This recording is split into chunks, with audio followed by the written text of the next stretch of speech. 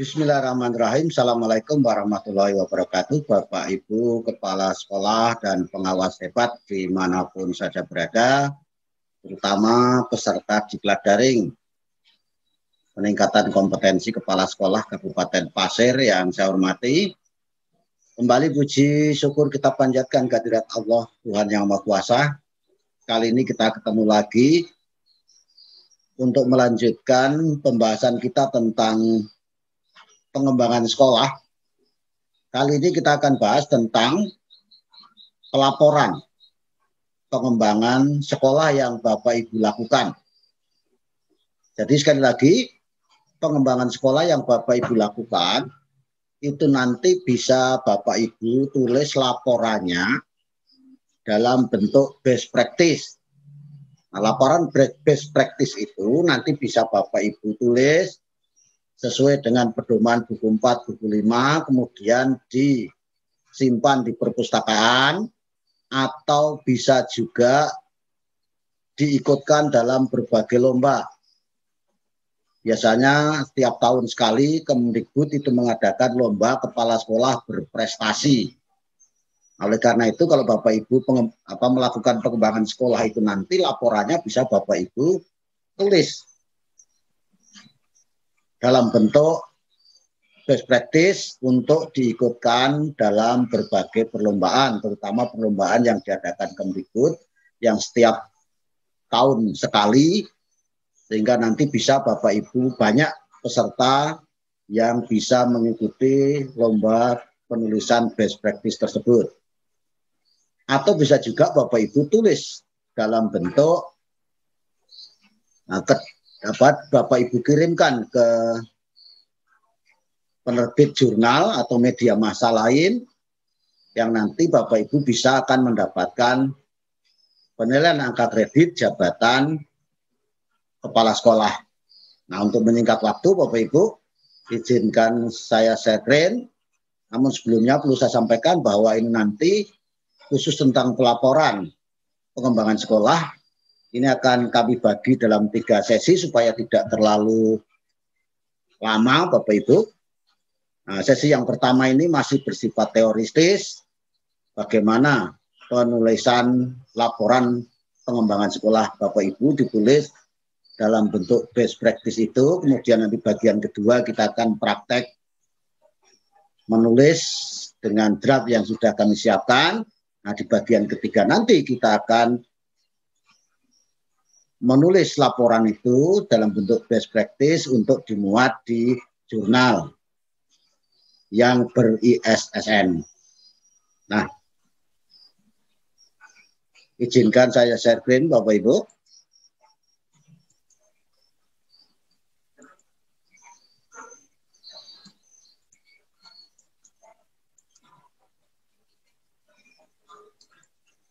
Oke, jadi di bagian yang pertama ini, nah ini tugasnya kami tuliskan dalam bentuk tugas 8, khususnya bagi peserta diklat daring peningkatan kompetensi kepala sekolah jenjang SD Kabupaten Pasir tahun 2020, meskipun ini juga bisa dimanfaatkan oleh kepala sekolah dimanapun saja berada, bahkan bisa dimanfaatkan oleh para pengawas pembina, bagaimana membina sekolah binaannya, sehingga sekolah-sekolah tersebut dapat melakukan pengembangan sekolah dan menulis laporannya dalam bentuk best practice. Di bagian ini kita akan bahas best practice, laporan pengembangan sekolah sebagai best practice yang ditulis sesuai dengan buku 4 dan buku 5, yaitu buku pedoman PKB penilaian angka kredit dari unsur pengembangan keprofesian berkelanjutan. Ini biodata saya Bapak Ibu ya. Tidak ada salahnya kembali kami ingatkan apa-apa yang sudah Bapak Ibu lakukan dan yang belum Bapak Ibu lakukan. Kalau Bapak Ibu mau melakukan pengembangan sekolah, maka langkah-langkah 10 langkah ini yang harus Bapak Ibu lakukan. Yang pertama, mengidentifikasi masalah. Itu di materi diklat ini saya kemas dengan tugas 1. memilih alternatif penyelesaian masalah. Itu tugas 2, menyusun matrik rencana pengembangan sekolah. Tugas 3, menyusun instrumen monitoring dan evaluasi. Tugas 4, menyusun rencana tindak lanjut RTL atau RTL tentang pengembangan sekolah. Tugas 5, melaksanakan pengembangan sekolah dan melaksanakan monitoring dan evaluasi. Karena pelaksanaan monitoring dan evaluasi itu dilaksanakan selama pelaksanaan pengembangan sekolah berlangsung maupun di akhir dan setelah kegiatan pengembangan sekolah dilakukan. Di tugas 7, di langkah ke-7 yaitu membuat dan mengisi jurnal pengembangan sekolah. Nah, tugas 1 sampai tugas 6, video tutorialnya juga sudah saya buat. Silahkan nanti Bapak Ibu lihat di sana. Juga tugas ke-7, yaitu melakukan analisis data dan refleksi hasil monitoring dan evaluasi. Jadi data, monitoring, dan evaluasi yang Bapak Ibu peroleh selama pelaksanaan dan setelah kegiatan pengembangan sekolah itu harus Bapak Ibu analisis. Untuk melatih bagaimana Bapak Ibu menganalisis, silakan Bapak Ibu kerjakan tugas 7. Yang video tutorialnya juga sudah saya buat. Dan yang ke-9, menyusun laporan pengembangan sekolah dalam bentuk best practice atau praktek baik atau yang sekarang dikenal dengan sebutan good practice. Itu saya kemas dalam tugas 8 yang nanti akan kita bahas. Nah, yang terakhir, yang ke-10, yaitu membuat video unjuk kerja pengembangan sekolah. Ini sebagai bukti fisik bahwa Bapak Ibu sudah melaksanakan itu. Siapa tahu kalau nanti di dalam perlombaan itu Bapak Ibu diminta membuat video tutorial atau diminta membuat video unjuk kerja, maka saya kemas dalam tugas 9 yang insya Allah nanti juga video tutorialnya akan kita buat supaya Bapak Ibu meskipun tidak berjumpa langsung dengan saya karena pengalaman diklat penguatan kepala sekolah kemarin, alhamdulillah dengan video-video tutorial yang saya buat, banyak teman-teman dari berbagai daerah yang memanfaatkan itu, bahkan tidak sedikit yang meminta draft. Ya mungkin mohon maaf kalau kemarin ada yang sempat tidak saya kirim draftnya karena kesibukan saya, tapi saya persilakan memfoto kemudian mengetik ulang. Ya nanti mudah-mudahan draft-draft itu nanti bisa saya kirimkan ke Bapak Ibu bagi siapa yang memerlukan. Nah, di kegiatan Insespace Training selama 3 hari kemarin, Bapak Ibu sudah mengerjakan tugas 1, 2, 3. Nah, tugas 4, 5 sampai 9 harapannya Bapak Ibu silahkan bisa dikerjakan secara mandiri, namun tetap bisa berdiskusi dengan saya atau dengan siapa saja kalau memang itu diperlukan. Itu Bapak Ibu, sekarang kita mulai, kita coba bahas. Nah, best practice atau praktek baik di dalam buku 4, buku 5 itu dibahas bersama-sama dengan pembahasan tentang makalah tinjauan ilmiah. Nah, makalah tinjauan ilmiah dan best practice itu di dalam buku 4 disebutkan dibahas secara bersama-sama Bapak Ibu. Jadi apa yang dimaksud dengan tinjauan ilmiah dan best practice itu dalam buku 4 disebutkan begini, bahwa tinjauan ilmiah itu berisi gagasan atau ide mengatasi berbagai permasalahan pendidikan atau pembelajaran di sekolahnya. Ingat Bapak Ibu, mesti di sekolah Bapak Ibu sendiri. Sedangkan best practice itu praktek terbaik dari keberhasilan seorang guru atau kepala sekolah atau kelompok guru atau kelompok kepala sekolah. Kalau ditulis bersama-sama Bapak Ibu, jadi bisa ditulis secara mandiri, bisa bersama-sama, tapi kalau bersama-sama tentu angka kreditnya juga dibagi-bagi, tidak bisa sendiri ya. Nah, di dalam melaksanakan tugas termasuk dalam mengatasi berbagai masalah di sekolahnya. Kalau best practice guru itu karya tulis guru yang berisi pengalaman terbaik dalam proses pembelajaran atau dalam mengatasi masalah pembelajaran. Saya yakin Bapak Ibu selaku kepala sekolah atau selaku guru itu tentu banyak sebenarnya masalah-masalah yang timbul terkait dengan masalah pembelajaran untuk guru. Kalau masalah kepala sekolah ya tentang sekolahnya, tentang gurunya, tentang siswanya, tentang pegawai lainnya. Nah tentu itu harus Bapak Ibu selesaikan, diselesaikan tanpa masalah ya Bapak Ibu, kepegadaian. Nah ini harus sesuai tugas pokok dan fungsi Bapak Ibu. Artinya apa? Kalau Bapak Ibu itu selaku kepala sekolah ya tulisannya harus terkait dengan sekolah. Kalau Bapak Ibu guru harus terkait dengan pembelajaran. Kalau terkait dengan pembelajaran juga harus sesuai dengan tupoksi Bapak Ibu. Kalau Bapak Ibu seorang guru matematika ya harus tentang matematika. Kalau Bapak Ibu guru kelas ya tentang bisa banyak hal Bapak Ibu ya, bisa banyak mapel kalau guru kelas itu. Nah, besaran angka kreditnya itu 2. Nah, bukti fisik, makalah ilmiah atau makalah tinjauan ilmiah atau best practice itu apa? Apa saja? Ini Bapak Ibu harus berupa makalah atau laporan best practice yang asli. Boleh juga fotokopi disertai dengan surat pernyataan tentang keaslian dari kepala sekolah kalau dia guru. Tentu saja kalau kepala sekolah ya dari atasan kepala sekolah, mungkin kepala dinas, yang disertai tanda tangan dan cap atau stempel.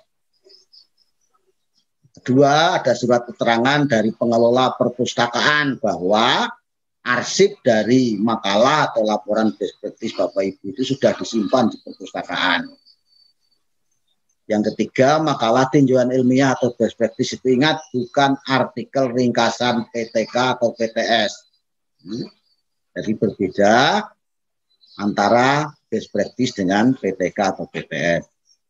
Yang keempat, best practice tidak perlu diseminarkan. Jadi kalau PTK itu PTS harus diseminarkan, kalau best practice tidak perlu, cukup dipublikasikan pada atau dalam ini lomba atau majalah ilmiah atau jurnal ilmiah atau media massa atau ditulis dalam bentuk kumpulan bunga rampai.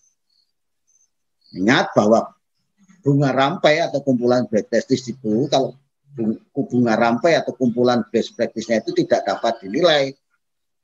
Yang dinilai itu adalah best practice-nya. Ingat Bapak Ibu, yang dinilai bukan bunga rampainya tapi best practice-nya.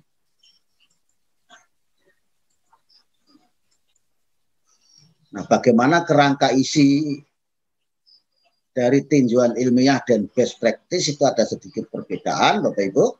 Kalau kerangka isi tinjauan ilmiah di buku 4 disebutkan itu terdiri atas bagian awal.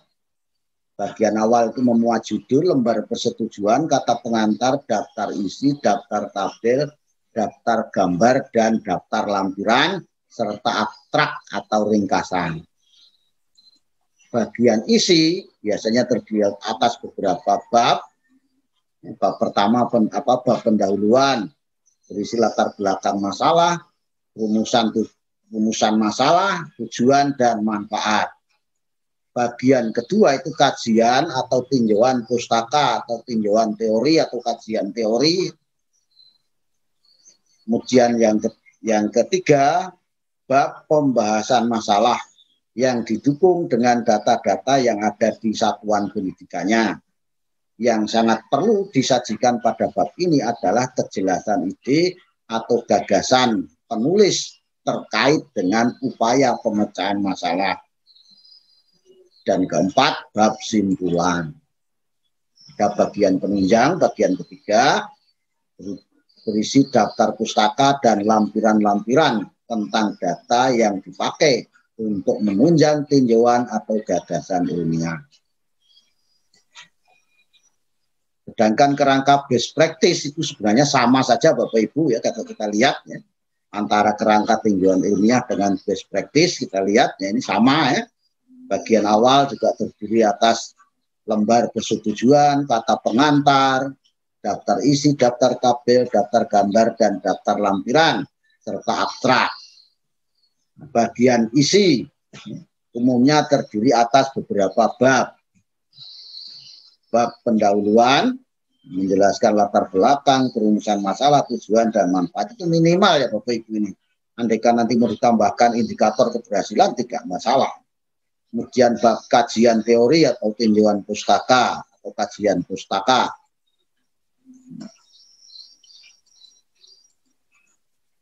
Lalu pembahasan masalah bab 3. Nah, ini didukung data berasal dari satuan pendidikan, cara pemecahan masalah yang menguraikan langkah-langkah lah di sini bedanya, atau cara-cara dalam memecahkan masalah, termasuk hambatan-hambatan yang harus diatasi yang dituangkan secara rinci. Ini bedanya dengan tinjauan ilmiah tadi. Saya ulangi di sini di bab 3 ini harus didukung data berasal dari satuan pendidikan, kemudian ada cara pemecahan masalah yang menguraikan langkah-langkah atau cara-cara dalam memecahkan masalah, termasuk hambatan-hambatan yang harus diatasi yang dituangkan secara rinci. Nah, ingat catatan atau hal yang sangat perlu disajikan pada bab ini adalah keaslian, kejelasan ide atau gagasan, dan kecemerlangan ide terkait dengan upaya pemecahan masalah di sekolah atau di madrasah kalau Bapak Ibu kepala sekolah atau guru di madrasah. Nah, uraian bab 3 ini inilah merupakan inti dari tulisan best practice.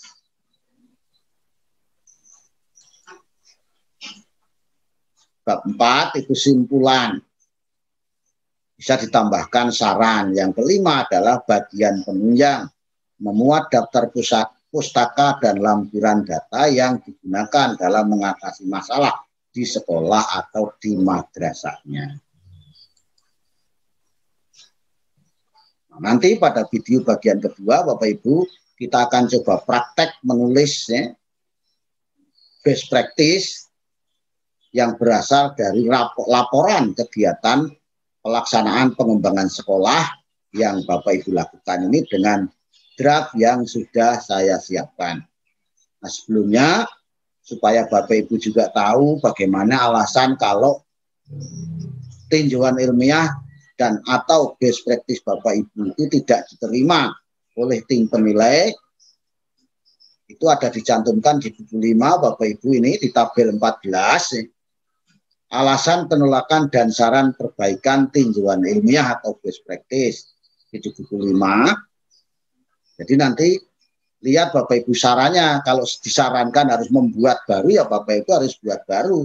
Tapi kalau hanya disuruh melengkapi Bapak Ibu bisa diajukan lagi pada penilaian berikutnya dengan melamparkan pemberitahuan permintaan melengkapi itu. Insya Allah nanti tim penilai langsung akan menilai, tidak akan mengoreksi yang lain kecuali memeriksa kelengkapan yang Bapak Ibu serahkan. Jadi di tabel 14 di nomor 9 yang bagian A disebutkan dinyatakan sebagai artikel ilmiah hasil gagasan namun isinya tidak sesuai dan tidak berisi gagasan atau tinjauan ilmiah dalam pendidikan formal dan pembelajaran di satuan pendidikannya. Disarankan untuk membuat publikasi ilmiah baru. Kalau sudah begini ya jangan itu dinilaikan lagi. Nah, jadi Bapak Ibu harus membuat baru yang berisi atau mempermasalahkan permasalahan nyata di bidang pendidikan formal pada satuan pendidikannya yang sesuai dengan tugas guru kalau guru, tugas kepala sekolah kalau kepala sekolah. Bagian B dinyatakan sebagai tinjauan ilmiah atau best practice, namun belum mengikuti sistematika penulisan dan alur berpikir ilmiah sebagai karya tinjauan ilmiah sesuai dengan pedoman. Nah, makanya ini Bapak Ibu, kalau nulis itu ya sesuaikan dengan pedoman. Pedomannya apa? Ya buku 4, buku 5. Nah, ini disarankan memperbaiki publikasi ilmiah.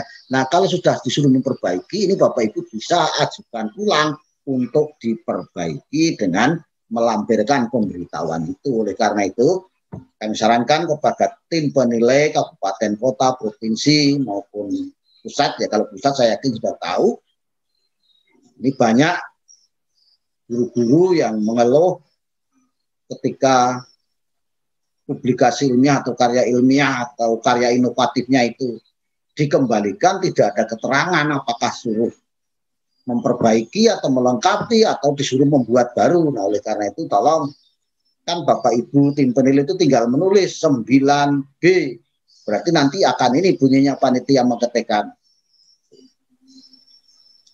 Ini harus mengikuti ini sebagaimana tadi sudah saya sebutkan, ya.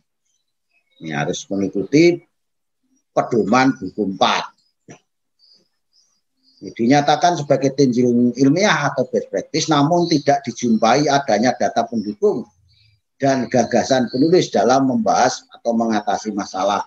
Disarankan memperbaiki, ya. Artinya Pak, lampiran-lampirannya tidak ada, data pendukungnya tidak ada, maka Bapak Ibu perbaiki memakai sistematika publikasi ilmiah tinjauan ilmiah yang paling tidak memuat hal-hal sebagai berikut. Ini sesuai tadi, ya. Buku 4 silakan, makanya buku 4, buku 5 itu kepala sekolah dan guru harus memiliki itu, karena itu buku sakti, ya. Mau nulis apapun harus pedomannya buku 4 dan buku 5 kalau mau diajukan penilaian angka kreditnya. Kalau untuk lomba ya ikuti aturan panitia lomba. Nih. Bagian D dinyatakan sebagai tinjauan ilmiah atau best practice, namun isinya terlalu luas, tidak terkait dengan tugas penulis dalam mengembangkan profesinya. Disarankan untuk membuat publikasi ilmiah baru. Jadi kalau sarannya membuat baru, ya Bapak Ibu buat baru. Jangan itu diperbaiki, tapi kalau sarannya diperbaiki, bisa Bapak Ibu lakukan perbaikan. Kiranya demikian Bapak Ibu, selamat mencoba. Nanti di bagian kedua kita akan melakukan praktek dengan draft yang sudah kami siapkan. Kiranya demikian, mudah-mudahan bermanfaat. Sekali lagi, pengembangan sekolah yang Bapak Ibu lakukan nanti bisa ditulis di bagian kedua. Nanti kita akan mencoba memberikan contoh bagaimana menulis laporan pengembangan sekolah itu menjadi best practice atau dalam bentuk best practice yang bisa diajukan angka kreditnya ditulis sesuai dengan buku 4 dan buku 5 yang tadi sudah saya sampaikan. Mudah-mudahan bermanfaat. Saya akhiri. Assalamualaikum warahmatullahi wabarakatuh. Salam sejahtera untuk kita semuanya. Terima kasih.